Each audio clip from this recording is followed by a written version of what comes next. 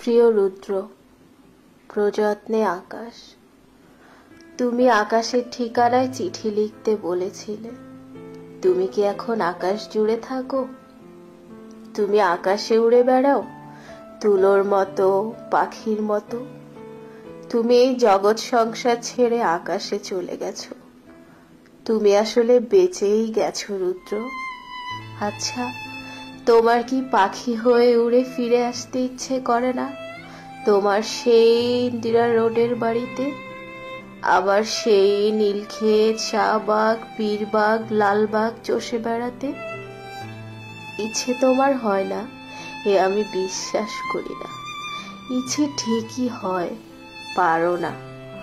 অথচ এক সময় তোমার যা ইচ্ছে হতো তুমি তাই করতে। ইচ্ছে যদি হতো সারা রাত না ঘুমিয়ে গল্প করতে করতে, ইচ্ছে যদি হতো সারা দিন পথে হাঁটতে হাঁটতে, কে তোমাকে বাধা দিত? জীবন তোমার হাতের মুঠোয় ছিল। এ জীবন নিয়ে যেমন ইচ্ছে খেলেছ।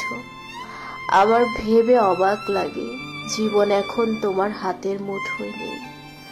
ওরা তোমাকে ট্রাকে উঠিয়ে মিঠেখালি রেখে এলো, তুমি প্রতিবাদ করতে পারোনি। আচ্ছা, তোমার লালবাগের সেই প্রেমিকাটির খবর কি? দীর্ঘ বছর প্রেম করেছিলে তোমার যে নেলি খালার সাথে। তার উদ্দেশ্যে তোমার দিস্তা দিস্তা প্রেমের কবিতা দেখে কি ভীষণ কেঁদেছিলাম একদিন। তুমি আর কারোর সঙ্গে প্রেম করছো, এ আমার সইতো না। কি অবুঝ বালিকা ছিলাম, তাই কি? যেন আমাকেই তোমার ভালোবাসতে হবে, যেন আমরা দুজন জন্মেছি দুজনের জন্য। সেদিন ট্রাকে করে তোমাকে নিয়ে গেল বাড়ি থেকে। আমার খুব দম বন্ধ লাগছিল। ঢাকা শহরটিকে এত ফাঁকা আর কখনো লাগেনি। বুকের মধ্যে আমার এত হাহাকারও আর কখনো জমেনি। আমি ঢাকা ছেড়ে সেদিন চলে গিয়েছিলাম ময়মনসিংহে। আমার ঘরে তোমার বাক্স ভর্তি চিঠিগুলো হাতে নিয়ে জন্মের কান্না কেঁদেছিলাম। আমাদের বিচ্ছেদ ছিল 4 বছরের। এত বছর পরেও কি গভীর করে তুমি বুকের মধ্যে রয়ে গিয়েছিলে সেদিন আমি টের পেয়েছি। আমার বড় হাসি পায় দেখে এখন তোমার শয়ে শয়ে বন্ধু বেরোচ্ছে। তারা তখন কোথায় ছিল যখন পয়সার অভাবে তুমি একটি সিগারা খেয়ে দুপুর কাটিয়েছ? আমি না হই তোমার বন্ধু নই, তোমাকে ছেড়ে এসেছিলাম বলে।